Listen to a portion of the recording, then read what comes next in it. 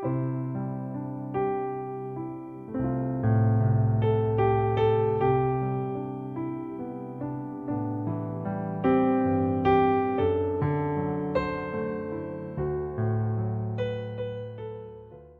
우리가 민수기 말씀 계속 보고 있는데요.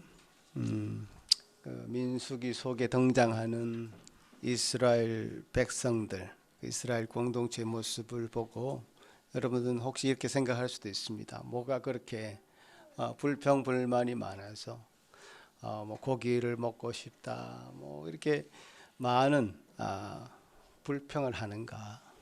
뭐가 그렇게 그것이 중요해서 뭐 채소도 먹고 싶고 수박도 먹고 싶고 뭐 이런 불평을 하는가? 참 한심하다, 이런 생각을 여러분 하실 수도 있을 것 같습니다. 그러나 제가 보여드린 이 지도를 보면 그런 생각이 싹 달라지실 것 같습니다. 이 지도를 보시면 지금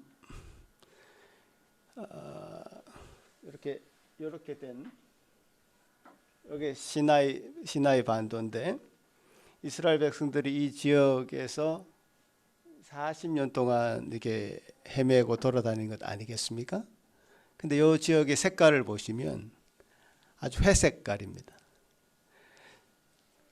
푸른 곳이 하나도 없습니다. 적각꿀이 흐르는 가나안 땅은 푸릇푸릇한 게 보이죠. 그런데 이곳에서 그들은 40년 동안 극단적인 환경에서 겨우 버티면서 살아가고 있는 것이죠. 우리는 사실 풍요의 시대에 살고 있습니다. 배고픔이라는 것을 여러분 느껴본 적이 혹시 있는지 모르겠습니다.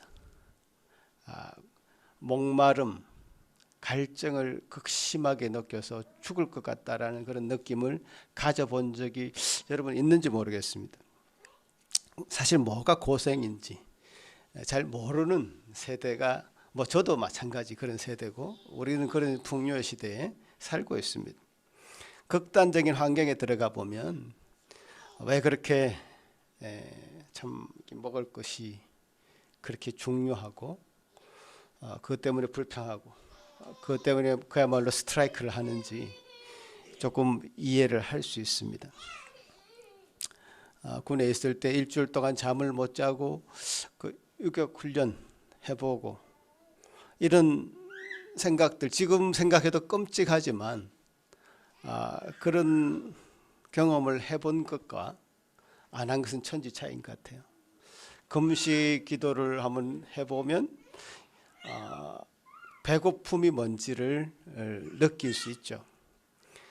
그런 것을 통과하고 나면 이 세상에서 내가 못할 것이 하나도 없겠다라는 생각을 하게 되죠. 그래서 굉장히 중요한 그런 경험들입니다. 그런 것들이 그런 극단적인 경험을 해보는 것은 우리 인생에 저와 여러분에게 큰 자양분이 될 것이다, 그런 생각을 하고요. 그런 직접적인 경험이 없다면 간접적인 경험도 해볼 수 있습니다. 책을 통해서, 뭐 영화를 통해서, 우리 과거에 우리 선조들이 어떻게 살았는지에 대해서, 뭐 이 성경책도 마찬가지고 우리 지금 읽고 있는 민수기도 마찬가지죠. 이런 경험을 간접적으로 해볼 수 있는 거죠. 제가 최근에 누가 추천해 줘가지고 영화를 한 편 봤는데, 그 포스터를 한번 보여주시면, 혹시 보신 분이 있는지 모르겠습니다만은 내가 스포를 하지 않는 수준에서 잠깐 말씀드릴게요. 이 영화는 어떤 영화냐면, 어느 날 일어나 보니까 한국 전체에 지진이 나가지고 다 파괴되는 겁니다. 그리고 여기 보이는 딸랑 아파트 한 채가 이제 남아 있는 겁니다. 그러니까 우리 한국은 아파트가 유난히 많잖아요. 그러니까 아파트가 많은 한국적인 그 재난 영화죠. 그래서 아파트가 한 채 남아 있고 물도 끊어지고 전기도 없는 그런 상황에서 이 영화가 이제 시작됩니다. 자, 한국은 아파트별로 서열이 있다 그러잖아요. 이 아파트는 그렇게 높은 서열의 아파트가 아니었던가 봐요. 그 바로 앞에 고급 아파트가 있어서 평소에 자기들을 조금 깔봤던 그런 주민들이 이 아파트에 찾아와서 조금 살려달라고, 지금 나가면 얼어 죽는다고 하는 그런 상황들이 이제 발생하는 거죠. 이 아파트 한 채에 남은 아파트를 지키고자 이제 주민들이 갈등을 하는 겁니다. 저 외부인들을 받아줘야 되느냐. 지금 나가면 모든 곳은 지진이 나서 파괴되어져 있고 죽을 수밖에 없는 그런 환경인데 그들 내보내야 되느냐 받아줘야 되느냐. 뭐 주민들이 갈등을 하는 장면도 있고요. 결국 주민들을 보호하기 위해서 외부인들을 쫓아내는 것으로 결정하고 그들과 전쟁을 벌입니다. 뭐 끔찍한 장면들이 나오죠. 자, 결국 이 아파트는 주민의 것이라고 하는 구호와 함께 외부인들과 전쟁을 벌이고 또 이제 밖에 나가서 음식을 구하는 원정대들도 있고 그래서 슈퍼마켓 같이 이제 그런 것이 잔해의 더미에서 발견되면 뭐 이제 보물선을 찾은 것처럼 그런 것을 이제 가져와서 아파트 주민들을 먹이고 또 거기 이제 숨어서 살고 있는 사람들과 또 전쟁을 하고 결국 이런 이야기입니다. 사람을 잡아먹는다는 소문도 들리고 이제 극단적인 환경이죠. 서로 음식을 나눌 수 있는 그런 여유는 없어 보이고요. 죽느냐 죽이느냐 이런 어떤 싸움이 펼쳐지는 그런 상황에서 이제 극단적으로 이 영화에서 짚는 문제는 지도자에게 있었습니다. 어떤 지도자가 세워져서 그 주민의 대표가 되어서 이 공동체를 공동체가 가진 어려움을 이제 해결해 나가느냐 이 문제인 거죠. 근데 이제 대표로 세워진 사람은 자격이 없는 그런 사람이었고 그 사람이 결국 주민들을 선동해서 더더욱 공격적으로 극단적인 대결 구도로 만들어가면서 이 주민들 전체들이 그야말로 이제 망하는 구조로 가는 그런 영화죠. 뭐 제가 많이 스포를 한 것 같이 느껴지는데 보면 또 달라집니다. 보면 또 재밌습니다.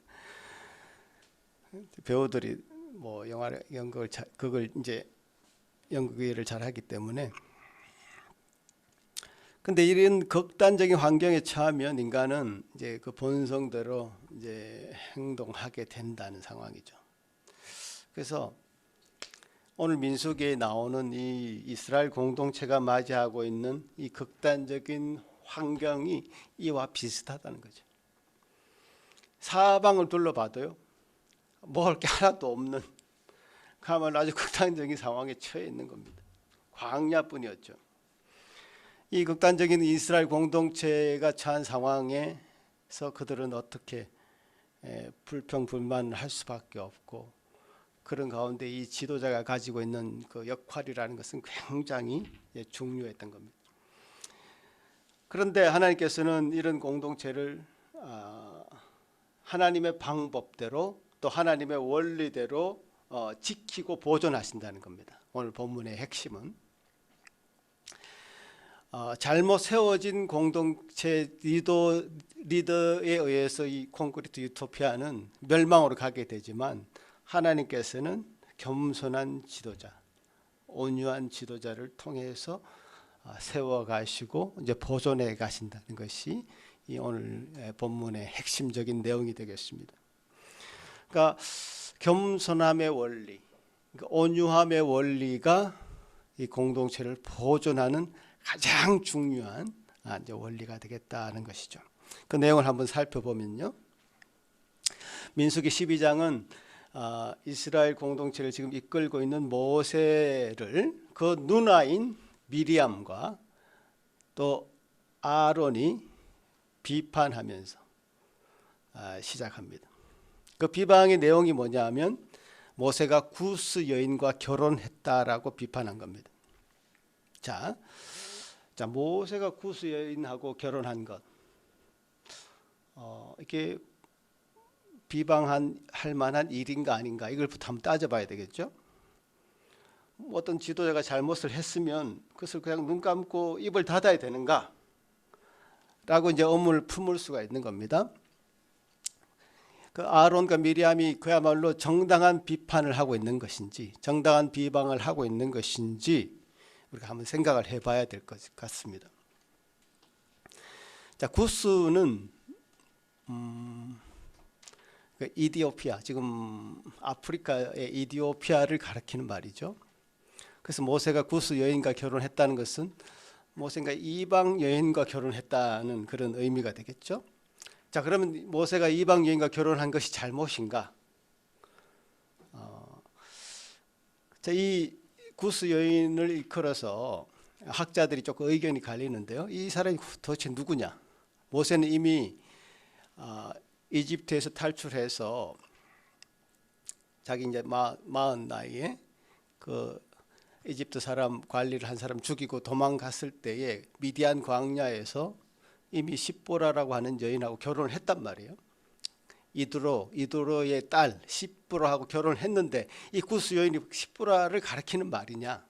미디안이라는 말이 어떤 다른 본문에서는 구스, 이디오피아라는 말과 이제 동일하게 쓰인 구절들이 있기 때문에 그렇게 이제 십보라라는 말이 십보라라는 이 사람과 동일 인물이다 이렇게 말하는 학자들도 있고요. 근데 이 근거가 조금 부족한 게 십보라가 이미 모세가 젊은 나이 때 결혼한 그 사람을 아마 광야 나오면서 십보라가 이제 합류를 했을 가능성이 있는데 그 합류된 그 사람을 두고 비방하는 것은 뭔가 좀 말이 안 맞다 이런 얘기가 있고요.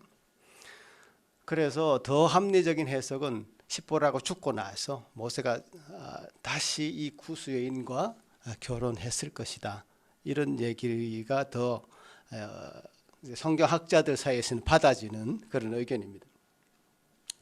either way, 뭐 이렇든 저렇든 이방 여인과 결혼한 것이 무엇이 잘못인가? 그 이방 여인과 결혼한 것은 하나님의 뜻에 어긋난다라고 그들이 생각하고 이런 주장을 했을 가능성이 있기 때문에 제가 말씀드리는 겁니다. 자, 그러나 이방인과의 결혼은 뭐 요셉도 이방인과 결혼을 한 것이고요. 보아스라는 사람은 룻과 결혼했잖아요. 그래서 예수님의 그 선조가 되는 것 아니겠습니까? 그래서 이방인과의 결혼을 금지한 조항은 사실 절대적으로 있지 않습니다. 다만 이스라엘 백성들이 가나안에 들어가서 결국 40년 후에 가나안에 들어가지 않습니까? 거기 가나안 족속 7족속과 결혼을 금지한 그런 구절들은 있습니다. 하지만 여기 이스라엘 백성들이 출애굽했을 때 그 200만 명 중에 잡족들이라고 해서 거기 석교에 사는 많은 무리들이 이방인들이 있었습니다. 그 이방인들하고 같이 생활을 하면서 결혼도 하고 그렇게 했던 것이죠. 그래서 이방인과 결혼한 것을 두고 이런 비판을 했다는 것은 이게 앞뒤가 맞지 않는 그런 이야기고 하나님이 이를 두고 침묵하셨다는 사실도 그들의 비방의 근거가 약한 것이죠. 자, 그들이 모세를 두고 비방한 근본적인 동기는 다른 곳에 있었죠. 2절의 말씀을 보시면 말씀 한번 띄워주시면 앞에 우리가 2절 말씀을 여러분 한번 찾아보시면요. 여호와께서 모세와만 말씀하셨느냐 우리와도 말씀하지 않으셨느냐. 자, 이렇게 앞에 비방한 그 근거는 구스 여인과 결혼한 것을 두고 비방을 했지만 그 다음 구절을 보면 그들이 모세가 여호와께서 모세와만 말씀하시고 자기와는 말씀하지 않으셨느냐. 어떤 모세와 비교해서 자기들은 뭔가 조금 하나님과 이게 소통하는 것이 조금 밀도가 떨어진다. 자기들도 선지자고 대제사장인데 우리에게도 하나님 말씀을 주시고 하셨는데 왜 모세만을 그렇게 귀하게 여기느냐. 이런 어떤 모세가 가진 어떤 탁월한 권위에 대한 시기심이고 그게 작용한 것이 2절 말씀을 보면 이제 분명히 알 수 있는 것이죠. 물론 미리암도 여선지자라고 하는 직책을 받았고요. 아론도 대제사장이라고 하는 직책을 받았습니다. 그래서 하나님의 말씀을 듣기도 하고 전하기도 하고 그렇습니다. 그러나 모세가 가지는 이 특수한 기능이 있죠. 모세가 가지는 이 이스라엘 공동체의 특수한 기능은 모세가 특별한 직책은 없어요. 대제사장도 아니었고 선지자도 아니었지만 모세는 어떤 중보자라고 하는, 이스라엘과 하나님 사이의 어떤 중보자라고 하는 독특한 지위가 있었어요. 그래서 하나님이 기쁘신 뜻을 따라서 모세에게만 그런 독특한 지위를 허락하신 것인데 그 권위에 대해서 그들이 이제 도전한 것으로 생각이 되죠. 참 큰일 났습니다. 지도자들이 분란을 일으킨 겁니다. 사실은 그 지도자의 분란은 그 공동체의 분쟁으로 이어질 수밖에 없죠. 그리고 공동체의 붕괴로 이어질 수밖에 없습니다. 이스라엘 백성이 어떤 면에서는 최대의 위기 상황입니다. 외부의 적들이 쳐들어오면요, 백성들이 뭉칠 수 있습니다. 하나 되어서 그들을 외압을 막아내면서 외부의 적들과 싸우면서 공동체는 하나로 더 단단하게 단결할 수 있죠. 그러나 내부 분열은 그 공동체를 와해시키는데 굉장히 큰 작용을 하게 되죠. 공동체의 최대의 적은 내부 분열이죠. 이 지도자들이 분열하면요, 그 각 지도자를 따르는 사람들이 있습니다. 지지파들이 있습니다. 그러면 충성 경쟁을 벌이게 되죠. 충성 경쟁을 벌이면 그 결과가 어떻게 됩니까? 다른 지도자를 암살하거나 뭐 이런 쪽으로 우리 역사적인 흐름을 보면 그렇게 되어 왔습니다. 뭐 한국 역사도 그렇고 세계사의 무수한 그런 그 공동체의 붕괴 가운데 일어나는 상대방 지도자들을 암살하는, 뭐 그렇잖아요. 김구도 그렇게 돌아가셨고 등등등. 자, 이런 위기를 우리 사실 이스라엘 공동체가 맞이했는데 이제 그 결과가 어떻게 될까? 이 과정들을 어떻게 넘어가게 되는 것인가라는 부분을 이제 말씀드리겠습니다. 그 가운데 이제 3절이 등장하죠. 3절은 이 사람 모세는 온유함이 지면의 모든 사람보다 더하더라. 자, 온유함이라는 것은 자기를 낮춘다는 것이죠. 이제 뭐 유하다 이런 느낌보다는 자기를 낮추는 것이고, 괴로움을 당한다는 그런 의미가 있고, 겸손하다는 그런 의미가 있습니다. 온유하다는 그런 의미. 그 아나우라고 하는 원문의 그 의미가 그렇습니다. 그 모세가 온유했다는 말은 어떤 비방하는 소리에 어떤 대항하지 않고 감정을 억제했다는 것이죠. 그리고 자신을 돌아보고 묵묵히 참아서 하나님의 뜻을 기다렸다는 그런 의미가 있습니다. 자, 이거 참 이 자기 절제인데요. 엄청난 절제고 자기 자신을 어떤 분을 바라지 않는 그런 것인데, 이것은 인간적인 노력으로 가능한 것이 아니다. 저는 그렇게 생각합니다. 뭐 갈라디아서 말씀에서도 말씀하시듯이 성령의 놀라운 열매입니다. 성령의 도움으로만 가능한 일인 것이죠. 그리고 이 본문 말씀이 모세 스스로를 나는 온유한 사람이다 스스로 지켜 세우는 어떤 교만한 표현이 아닙니다.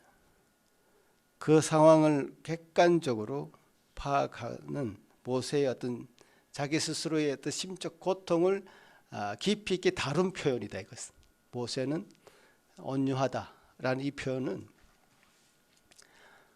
정말 이 공동체가 붕괴될 수 있는 이런 위기 상황, 극심한 위기 상황에서 이 모든 상황을 참고 견뎌내야 되는 모세의 어떤 심적인 상황을 온유하다라고 표현한 것이죠.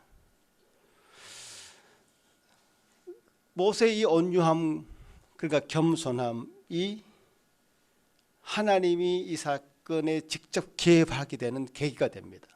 4절에 보시면요, 여호와께서 갑자기 모세와 아론과 미리암에게 이르시되, 자, 갑자기라는 표현이 이제 등장하죠.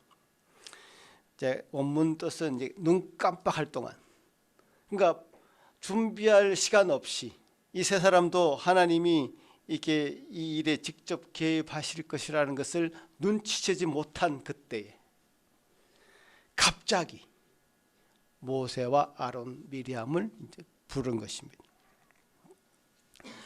제발 내 말을 들으라.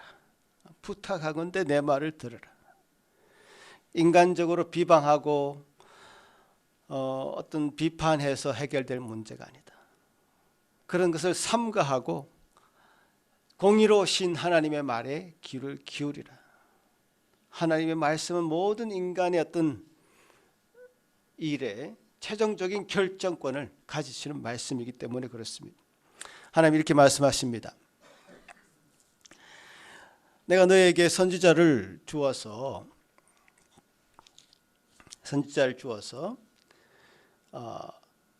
환상으로, 이상이라고 하죠. 비전, 환상으로도 또 꿈으로도 하나님의 뜻을 드러내는 것은 사실이다. 미리암과 아론이 모세와만 말씀하시느냐, 우리와도 말씀하신다라고 하셨을 때 사실이다. 모든 백성들에게 내가 특히 선지자들을 통해서 하나님 뜻을 전하기도 한다. 환상이든 꿈이든. 그러나 모세는 다르다. 모세는 간접적이지 않고 직접적으로 명백히 말하고 엄밀하게 말하지 않는다. 그러니까 이 말은 외모를 직접 보듯이, 대면에서 보듯이, 그 친구에게 말하듯이 수수께끼로 어떤 것을 전달하는 것이 아니라 좀 직접적인 말로 전달하는 그런 수준이다.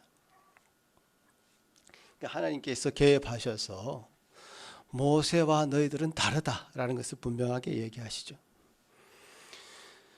모세의 직위와 역할은 다른 모든 선지자들보다, 백성들보다 탁월하기 때문에 아무도 하나님께서 부여하시는 모세의 권위를 시기하거나 비방할 수 없다라고 분명히 못 박아 말씀하시는 겁니다. 모세는 잠잠하였지만 하나님께서 직접 개입하셔서 이 비방한 두 사람 미리암과 아론을 이제 벌하십니다. 미리암에게는 문둥병을 내립니다. 미리암에게만 문둥병이 내린 것은 사실 미리암이 이 비방을 주도한 것처럼 보여요. 앞에서 1절에서 보면 미리암과 아론이란 이 단어를 보면 미리암이란 말이 먼저 나오기 때문에 미리암이 이 비방을 주도하고 아론이 동조한 것처럼 보입니다.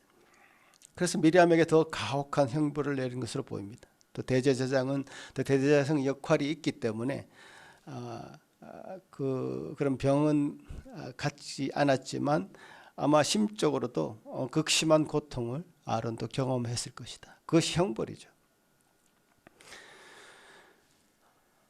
문둥병이 내리는 형벌을 통해서 그들의 잘못을 잠재우시고 벌하십니다.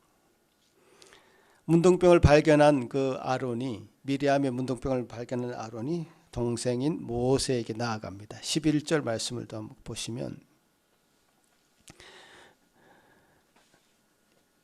아론이 이에 모세에게 이르되 슬프도다 내 주여 우리가 어리석은 일을 하여 죄를 지었으나 청하건대 그 벌을 우리에게 돌리지 마소서.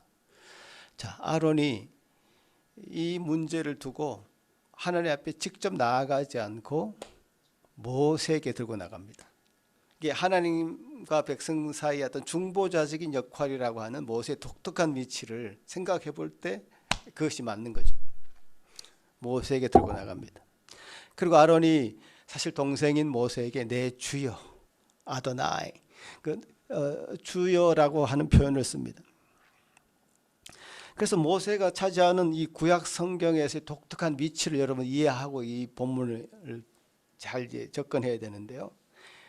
모세는 구약 성경 가운데 예수 그리스도를 예표하는 성격으로 예수 그리스도의 모형으로서 그림자로서의 모세라는 독특한 위치가 있습니다. 그러니까 이 독특한 위치를 모세가 이제 가지고 있는 것이죠.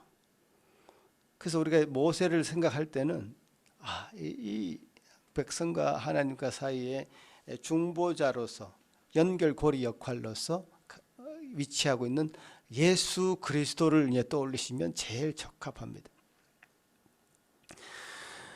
그래서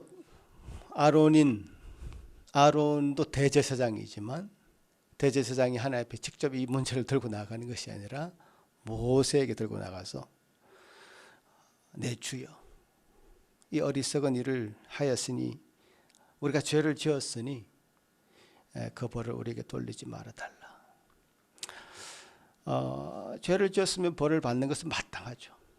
그래서 이 벌을 뭐 없이 해달라 이것이 아니라 그 벌을 달게 받고, 우리가 비방한 것은 정말 잘못된 일이니 그것을 용서해달라. 그래서 허물을 우리에게 돌리지 말아달라고 이렇게 얘기하는 것인데, 그 죄에 대한 대가는 치러야 되죠. 그래서 모리암이 7일 동안 격리되는 그런 벌을 받고, 그 격리 뒤에 백성으로 다시 돌아오게 만드는 그런 일을 하게 되는 것이죠. 그래서 우리가 죄를 지었기 때문에 그 죄 가운데 고통을 받고 벌을 받는 것은 당연하고요. 그래서 아론이 모세에게 이렇게 죄를 없이 해달라고, 벌을 없이 해달라고, 이렇게 허물을 돌리지 말아달라고 부탁하는 것은 그 책임에서 회피하는 것이 아니라, 죄의 책임에 대해서 회피하는 것이 아니라 자신의 죄를 철저히 깨닫고 주님 앞에 그 죄를 자복하고 통회하면 하나님께서는 은혜를 베푸셔서 그 모든 죄를 용서해 주신다고 하는 그런 사실이죠. 이게 하나의 구속사적인 그런 간구입니다. 무슨 말인가 하면 하나님께서는 은혜가 풍성한 분이십니다. 은혜가 많으신 분이십니다. 그래서 우리의 모든 죄를 용서해 주시는 분이십니다. 그러나 은혜가 많다고 해서 우리를 사랑하신다고 해서 우리의 죄를 사랑하지는 않습니다. 우리 죄에 대한 분명한 대가를 요구하십니다. 그래서 예수 그리스도께서 이 땅에 오셔서 그래서 죽으셔야 되는 것이 바로 그 이유죠. 그렇지만 그런 과정을 통해서 인간은 우리의 죄의 짐을 벗게 되는 놀라운 일들을, 이런 과정을 통해서 우리가 알게 되는 것이죠. 이게 참 구속사적인 그런 사건이구나. 이 사건 하나를 봐도 예수 그리스도가 그곳에 숨어 있구나. 예수 그리스도의 그 보혈의 공로가 거기 드러나고 있구나. 예수 그리스도를 통한 사죄의 은총이 그 가운데도 있구나라는 것을 우리가 알아야 되죠. 이 본문이 구약 성경의 본문이지만 예수 그리스도가 그것에서 드러나야 된다, 비춰져야 된다는 것이죠. 그래서 하나님이 이렇게 말씀하십니다. 아비가 자녀들이 잘못했을 때, 예를 들어서 뭐 사형이나 어떤 극단적인 범죄가 아닌 경우에 일반적인 중죄를 범했을 때는 그 아비나 형제가 범죄자들에게 침을 뱉는, 그래서 그 심하게 모욕을 주는 그런 징벌을 하고, 그런 일을 당한 사람은 7일 동안 격리돼서 있다가 다시 회복하는. 그러니까 죄를 지으면 일단 하나님과의 관계 속에서 차단되는, 하나님의 관계는 끊어질 수밖에 없는, 죄와 하나님은 함께 자리할 수 없다는 사실을 분명히 하고요. 그렇지만 참회를 통해서 주님께서 우리 죄를 용서해 줄 것을 기대하고 주님 앞에 나아가기만 한다면, 하나님께서는 그리스도를 통해서 주신 은혜를 말미암아 그 모든 죄를 용서해 주신다고 하는 그런 놀라운 원리를 여기서도 발견할 수 있는 것이죠.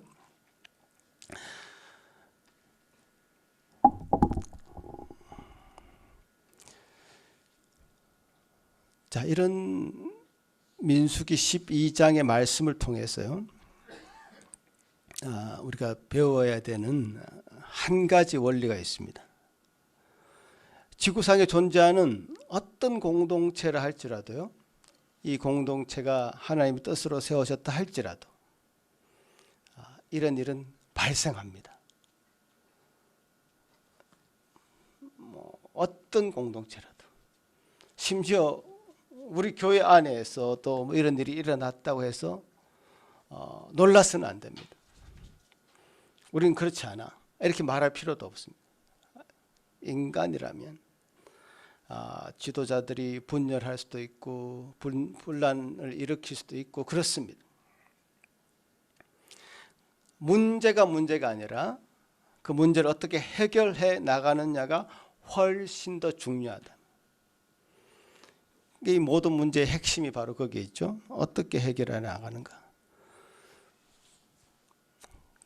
주님께서 해결해 나가는 원칙, 원리 한 가지를 말씀하셨죠. 겸손함이 해결책이다.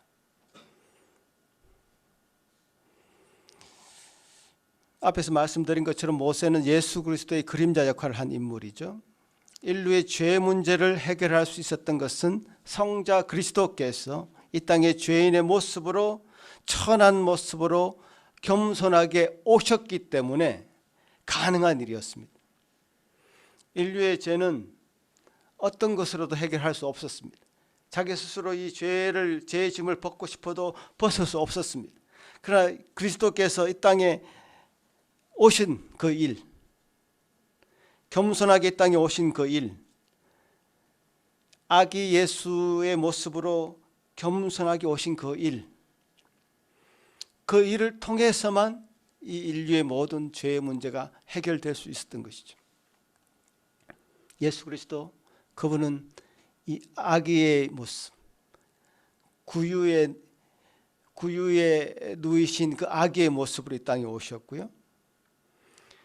마치 털 깎는 자 앞에서 어린 양이 서 있는 것처럼 아무 대항하지 않으시고 겸손하게 자기를 십자가에 못 박는 자들을 욕하지 않으시고 그들을 향해서 대항하지 않고 순순히 털 깎는 자 앞에서 어린 양처럼 십자가에 달려 돌아가셨습니다. 그 희생과 헌신이 이 땅을 살리신 일이 된 것이고, 그것은 우리에게도 그렇게 전해진 것입니다. 예수님 말씀하십니다. 나는 마음이 온유하고 겸손하니 나의 멍에를 베고 내게 배우라. 예수님께서 이 땅에 오신 그 일을 통해서 한 가지 메시지를 던져주시고, 이 성탄의 계절에 우리는 더 그 메시지를 더 깊이 새겨야 되는데, 그것은 낮고 천한 모습으로 오신, 이 땅에 오신 예수 그리스도, 겸손한 모습으로 이 땅에 오신 예수 그리스도, 그것이 답니다. 여러분, 지도자 그러면 뭐 카리스마 있고 이 세상을 뭔가 힘으로 정복하고 통치하고 뭐 이런 모습만 우리가 지도자라는 모습으로 상상할 때가 많습니다. 그래야만 돼라고 생각할 수가 있습니다. 어떤 회사든 어떤 학교든 군대든 나라든 지도자의 모습이라 그러면 그것이 더 멋있어 보이기도 합니다. 그러나 예수님은 전혀 다른 길을 걸으셨어요. 왕으로 오실 수도 있었겠죠. 권위 있는 모습으로 오실 수도 있었겠죠. 그러나 그러지 않으시고 그렇게 하기를 포기하시고 제자들의 발을 씻기시는 그런 겸손한 모습으로, 제자들이 어뜸이 되고자 하는 그 제자들의 모습을 보면서도 어뜸이 되고자 하면 더 낮아진 모습으로 살아라 라고 직접 말씀하시기도 하고, 그렇게 본을 보이시기도 하고, 결국 그렇게 십자가에 달려 돌아가셨을 때 그것이 인류가 살아날 길이라고 예수 그리스도께서는 몸으로 겸손함을 보여주신 것이죠. 여러분 어떻습니까? 온유함이 답이고 겸손함이 답인데 쉽지 않습니다. 우리를 비방하는 사람들을 우리가 직접 대항하지 않는 것은 너무나 힘든 일입니다. 내 스스로의 노력으로 능력으로 되지 않습니다. 불가능합니다. 성령께서 함께 해야 됩니다.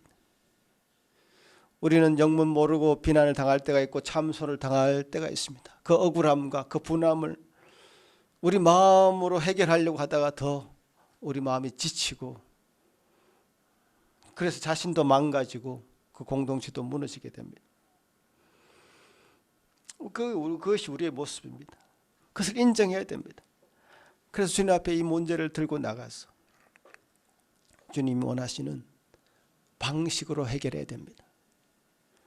로마서 12장 19절에 내 사랑하는 자들아 너희가 친히 원수를 갚지 말고 하나님의 진노하심에 맡기라 라고 분명히 말씀하십니다. 어떻게 그렇게 할 수 있을까?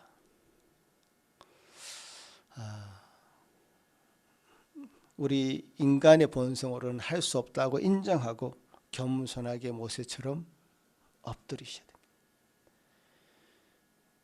더 나아가 그리스도처럼 예수 그리스도처럼 겸손하게 성육신 하신 그리스도처럼 이 땅에 우리를 위해 우리 죄를 짊어지시기 오신 그 아기 예수의 모습으로 오신 그분의 본을 받아서 우리가 겸손하게 엎드려야 됩니다. 그것이 해결책이다. 그것이 살아계신 하나님의 공동체를 이끌어가고 유지시키고 보존하는 그 해결책이다. 그밖에 없다. 라고 오늘 이 본문을 통해서 우리에게 말씀하시는 것 같습니다. 그럼 우리도 배워야 되죠. 이 말씀을 들어야 되죠. 우리도 겸손하게 낮아지게 하시옵소서. 주님, 낮아지지 않으면 우리 교회 안의 형제들 쉽게 배척합니다. 나보다 남을 낮게 여기라고 하셨는데 어떻게 낮게 여길 수 있습니까? 자기가 높아져 있는데. 낮아져서 엎드리면 다 높아 보입니다. 낮은 곳에서 쳐다보면 다 높아지죠.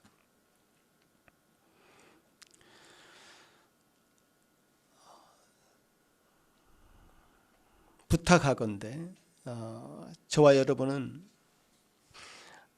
여러분이 속한 이 교회 공동체가 또 여러분이 속한 어떤 여러 공동체들이 그리스도를 닮은 그 겸손으로 무장해서 그런 여러분이 되어서 참 하나님께서 보존하시고 유지하시는 그런 공동체가 되어질 수 있도록 여러분이 그런 일에 귀하게 쓰임 받으시기를 간절히 바라겠습니다.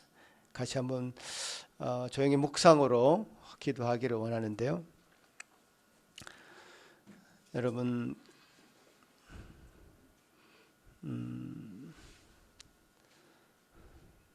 모세를 통해서 비춰주신 그 그리스도의 모습, 비방하나 대항하지 아니하고 겸손하게 엎드린 그의 모습, 예수 그리스도께서 우리 죄를 짊어지기 위해서 가셔야 됐던 그 십자가의 길은 참으로 털 깎는 자 앞에서 어린 양과 같이 순종하며 희생하는 그런 모습일 수밖에 없었습니다. 여러분 그런 그리스도의 모습을 생각하시면서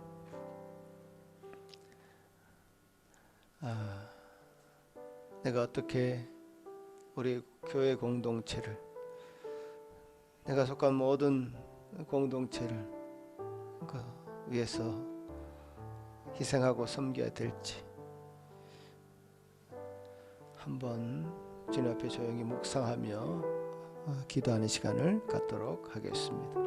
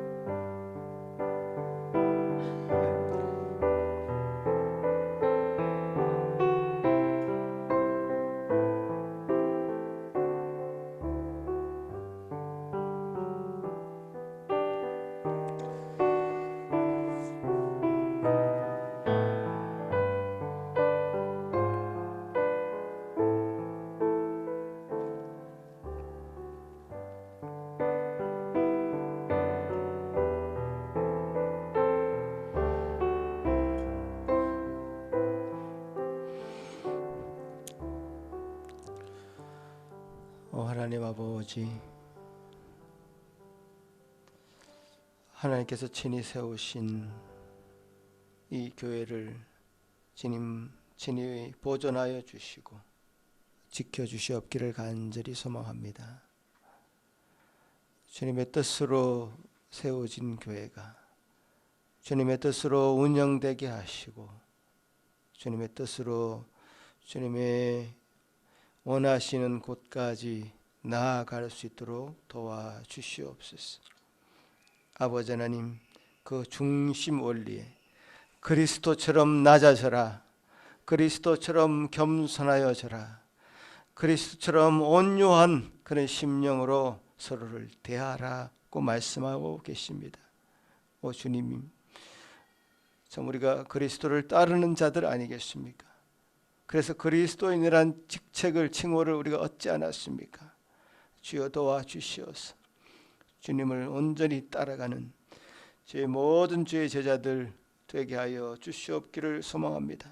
아버지 하나님, 그래서 주님이 이루실 그 성취를 이 교회를 통해 이루게 하시고 우리 한 사람 한 사람이 속한 모든 그 교회 공동체를 비롯한 그런 이 사회에서도 우리가 참 본이 되어서 그리스도를 닮은 자의 모습으로, 참 낮아진 모습으로, 겸손한 모습으로 섬기며 나아가는 저희들 되게 하여 주시옵기를 소망합니다.